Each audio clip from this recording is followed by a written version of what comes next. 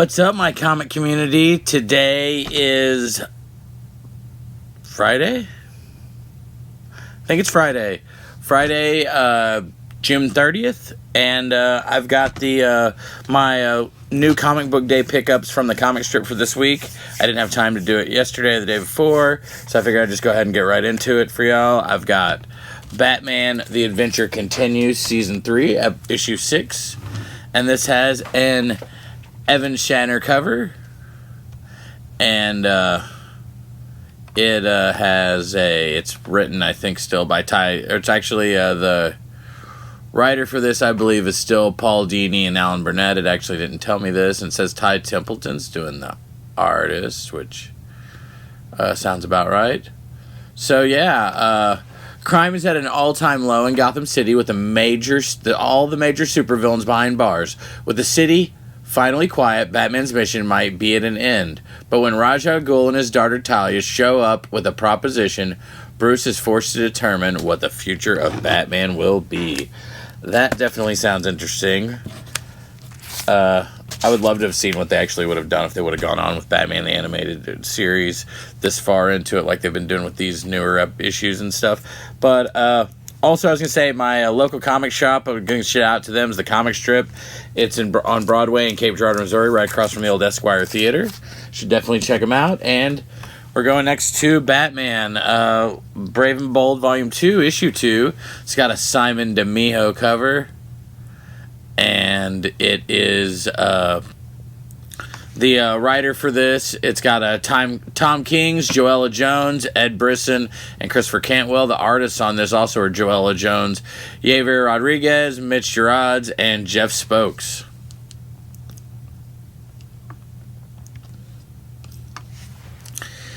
And like I said, it's issue 2. Written by Tom King, Ed Brisson, Christopher Cantwell, and Joella Jones, with art by Mitch Gerads, Jeff Spokes, Javier Rodriguez, and Joella Jones.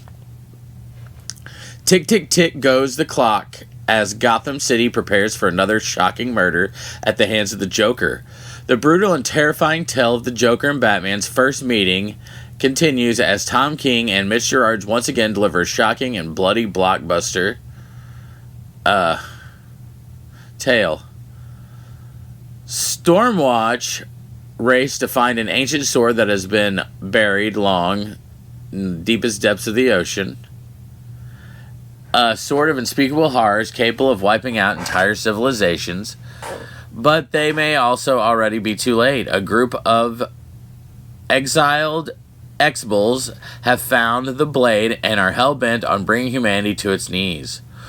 For one member of Stormwatch, this may be the end. An all-star creator, Joella Jones, who did Catwoman and Wonder Girl, gives the readers a Batman black and white tale exploring the Batman's scars, both literal and psychological, revisiting the Batman's toughest fights and deepest wounds. In part 2 of The Order of the Black Lamp, writer Christopher Cantwell from Briar and Iron Man, and Javier Rodriguez from Defenders and Daredevil,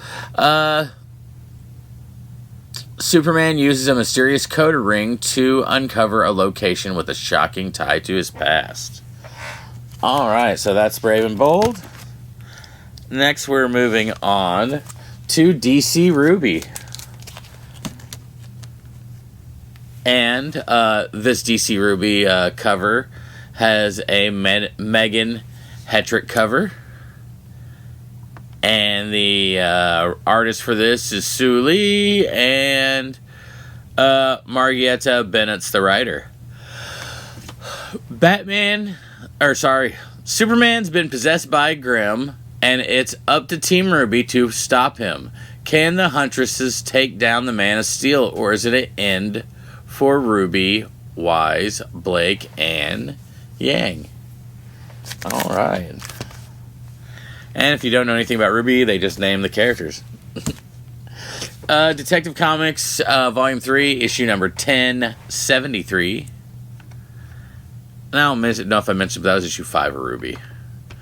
1073 of Detective Comics. Writers are Dan Waters and Ram V. The covers on this is, I believe it's Evan Reese, who also does the interior. No, it's Evan Cagle cover. It's been an Evan Cagle cover for quite a long time. I don't know why I said that, but Evan Reese is the writer, or Von Reese is the writer. Stefano Raffaelli is the artist on this. Or no, sorry, I'm messing this all up. All right, so we've got a Detective Comics, what was it, 1073 I said it was? Let's double check on that. Yes, 1073. It's got an Evan Cagle cover. The writer for it is Dan Waters and Ram V. The artists for it are Stefano Raffaelli, Gordon Seduzuka, and Evan Reyes, and Danny Miki. And here's the plot. So where there's a will, there's a way. And for Bruce, that will is Batman, because the myths don't bleed. Right? Batman, with the last ounce of strength he has, will test the theory out with the Orgums as he fights through Prince Azin's three powerful protectors to find out. Hope is not all lost, though, as Jim Gordon and Sorrow rush their way through Gotham to help Batman before it's too late and an Asthma demon is placed inside him. All right. Next, we're moving on to Harley Quinn, and this is issue number 31. We've got the beautiful Sweeney Boo regular cover on this. Then we also have my girl Jenny Frison, who I absolutely always love her work. You all know this. Got that awesome cover of Poison Ivy. And then we have the Pride cover that is... Oh, there went Magenta. We have the Pride cover that is done by Claire Rowe. And I absolutely love all these covers, but we're going back to Sweeney, of course, because it's the A cover. And that, by the way, this cover right here, when the Ivy book comes out, it'll connect. I want to throw that out there. So, yeah. It's connecting cover with next issue of Poison Ivy. Alright, so we've got Claire Rose connecting cover, like I said, for that. And we're moving back up to Sweeney Boo. Alright, and the artist, the writer for this is Teenie Howard and Heather Campbell, and Sweeney Boo and Filia Bratsukin are the artists for this. And here's the synopsis. Well, I'm here trying to convince this talking rabbit not to kill. Wait, what? Ivy's home? Aw, crap. I gotta clean up the apartment and hide all the plants I ruined. Maybe I should hire a bunch of sexy apartment cleaners. Ivy would probably not want to be here for that. Okay, it's up to you, Bud and Lou. Eat all the trash. Go, go, go, my babies. Plus, it's the anime event of the century as I dream about my life as a protagonist of a mecha story. Time to get in the freaking robot. This sounds like a great issue of Harley. I mean, I always love Harley, but that sounds like fun. Absolute fun. Next, we are moving on to Tim Drake Robin, and I believe this might just be the last issue. If not, it's definitely ending soon, I heard. This might not be it, but I know it's soon. We got Megan Fitzmartin writing this, the cover artist, and the interior artist is Nicola Cesameja. And, yeah, Robin and Batwoman are trapped in the lair of the Chaos Monsters. Will they be able to escape with their sanity intact? I doubt this is the last issue of this, because that just does not sound like a fitting last issue, but we'll see. Next, we're moving on up to Carnage Reigns Omega in the Marvel Universe. We've got this awesome Ryan Stegman cover that I absolutely love. I usually like Ryan Stegman's covers. They're pretty cool. The interior art is done by Roger Antonio and Julius Hota, I guess. Julius Hota. And Cody Ziegler is the writer. Carnage Reigns' conclusion. Keys Cassie finally gets what he's been after and unlocks a new and terrifying possibilities with his Extreme Biote armor. and it sets a stage for the next Venom epic. Miles Morales can call in all the back-of-me-whats, but he and his superhero pals get it. But don't he and his superhero pals get it yet? All right, Carnage rules. So, I've always loved Carnage ever since I was a kid, and I first read that panel where it shows Carnage, like, you know, the first time, and like he escapes he escapes basically from the prison, and he grabs this cop, looks him in the eye, and he's just like, I'm just killing you because I can. And he's just like, pow, and I'm just like, oh my gosh, this guy's amazingly crazy. Like, I absolutely loved it. Like, as a kid, it just freaked me out. Like, but we're keep going on, all right, to we've got Daredevil and Echo. Is this the right one? Did I not go too far with, let's see, I guess that, oh yeah, that's right, that's why it's not on here. I was looking for this, also I was at the Comix Strip this week. I went ahead and picked up a #1 of Danny Ketch Ghost Rider because it's the first appearance of the Broker, and that's where I was trying to figure out where my books went.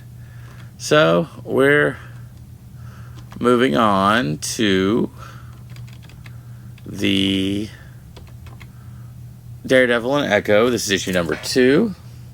All right, what's up? The camera stopped, so we're just going to keep on going with that. Like I said right there before I edited, we've got Daredevil and Echo. And I've always loved Echo. I remember whenever she first came out, I was reading Daredevil at the time, and I thought actually Brian Michael Bendis' Daredevil run was one of my favorite runs. Like, there was so much stuff that happened then. I absolutely love it. I mean, now that and there's so many good Daredevil runs now. I mean, you know, it's always like, you know, I thought that was going to be like a definitive one after Miller, and then bam. But all right, we're going to keep going. Like, we've got this Daredevil and Echo book, and it's got a Phil Noto cover, and let's see, Taboo and B. Earl are the writers, and Phil Noto does both the interior art and the cover art. So yeah, we're on issue 2. An ancient evil is born again. For months, the demonic Demogoblin has been kidnapping children, but what do demos and nefarious schemes have to do with an ancient and unspeakable evil awakening within the bowels of Hell's Kitchen? An evil that ties to Daredevil and Echo that threatens everything they hold dear.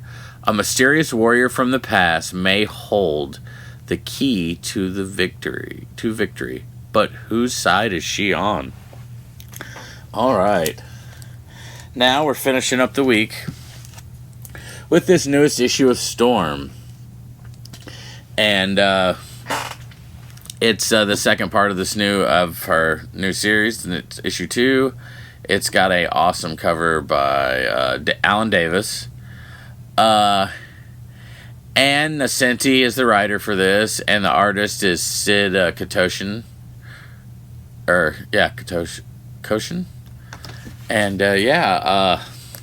out of control powers versus an out of this world adversary. As Aurora Monroe tries to balance her responsibilities as the new leader of X-Men with her difficult relationship with Kitty Pryde and even a new love interest, her powers are deadly weather that threatens to tear it all asunder. In the eye of the storm is the powerful new villain Blowback, but as Storm summons her strength for their first historic confrontation, will even be her best be enough? Continuing an all-new tale set during Storm's fan-favorite punk-attired days by legendary writer Ann Nocenti. Yes, and I eventually picked up because I was interested in Blowback and Blowback there, like, the cover looks awesome, and yeah, like, seeing I'm definitely interested in this character. But yeah, that's what I picked up this week from the Comix Strip.